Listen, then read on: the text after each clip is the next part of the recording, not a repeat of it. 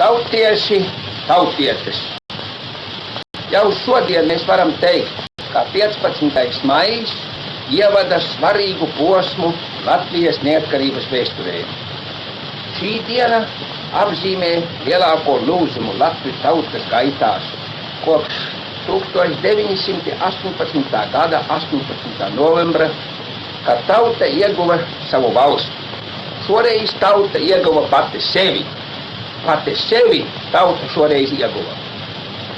Mēs atkal esam vienoti, viena zemes dēli un meitas.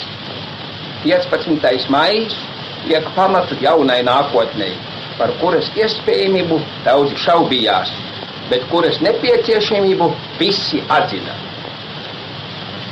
15. maijs liecina, ka ticība un ilgas bija stiprākas par šaubām un svāstīšanos, bet 15. maijs ir tikai diena, tikai ārējā pazīme.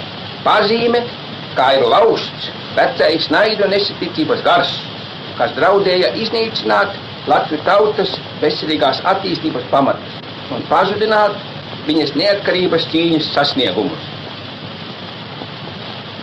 Viena diena tomēr nevar grozīt to, kas attīstījies 16 gados.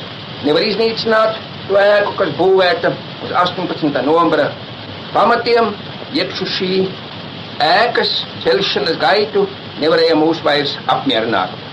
Vai 15.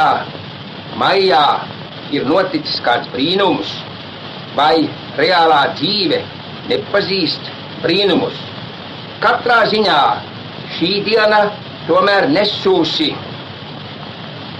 vislielāko un viskrāšņāko. Attausis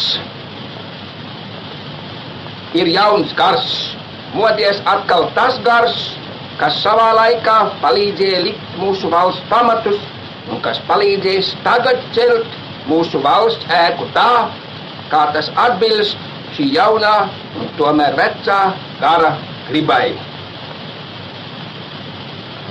Latvijas tautas gars ir atmodies. Tautas gars ir atmodies. Latvijas tautas griba ir izpaudusies. Latvijas tautas gribai jābūt turpmāk jānotiek. Lai stipra paliek tautas griba, tautas ticība un paļāvība Latvijas nākotnē. To mēs novēlējām tautai liktenīgajā stundā, kad izšķīramies ar vecās kārtības pārtraukšanu, ķeroties pie ārkārtējiem līdzekļiem, lai novērstu postu un jukas. Tai brīdī mēs ticējām, kā mēs izpildam tautas gribu, bet šodien mēs zinām, ka mūsu ticība bija pareiza. Lai šī ticība un savstarpējā uzticība starp mums visiem ne tikai neizustu, bet jo tālāk, jo vairāk augtu nostiprinātos, tas, lai būtu mūsu pirmais kopējais un savstarpējais novēlējums. Pilsoņi un pilsones, Latvijas dēli un meitas, tūkstošiem, 10 un 100 tūkstošiem jūs ar darbiem un vārdiem esiet apliecinājuši, kā jūs piekrītat.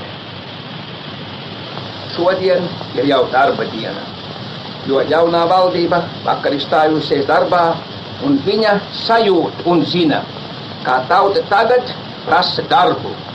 Darbu, kādam tic, kādu grib tauta, uz ko paļaujās tauta. Darbu, kādam pati tauta tagad ir radījusi jaunus, labvēlīgākus apstākļus. Valdība nevēlās nekā cita, kā strādāt šo darbu un vadīt valsts vietas tā, kā to prasa tautas intereses. Mums priekšā grūts darbs. Tā mēs teicām liktenīgā stundā. Darbs, kas sakrājies ne tik vien pēdējās nedēļās vai mēnešos, bet darbs, kas gaida darītājus jau gadiem. Mums jāceļ Latvijas valsts. Mēs izcīnījām Latviju. Mēs dzīvojām Latvijā, mēs strādājām savu darbu, bet mēs maz spējām strādāt pie tā, lai patiesi celtu un uzceltu savu valsti. Un taču šī valsts ir tas pamats, uz kura mēs dzīvojam. Bez valsts mēs neesam nekas.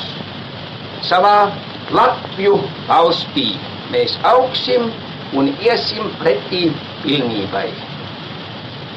Tādēļ valdībai jānostāda pirmā vietā rūpes par tautu un valsti, par valsts saimniecību, par valsts drošību un par kārtību valstī.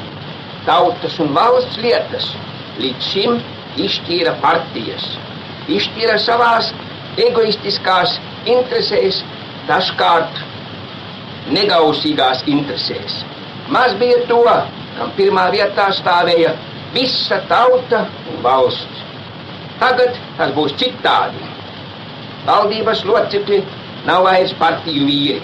Tie visi ir savu arodu lietpratēji un visi bez izņēmuma pierādījuši savu prasmi, savus piedzīvojumus ilgadējā darbā. Visi pieredzējuši mūsu brīvības cīņas.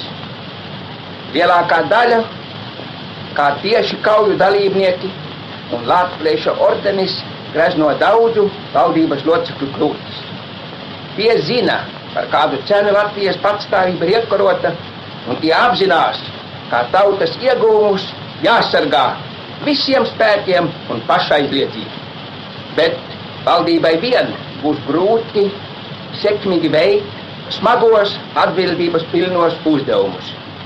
Tādēļ pirmā dienā mēs atkārtojam savu aicinājumu visiem, kam Latvija patiesi dārga, pielikt savu palīdzīgu roku, bet sevišķi mūsu nākotnes nesējai jaunātnei.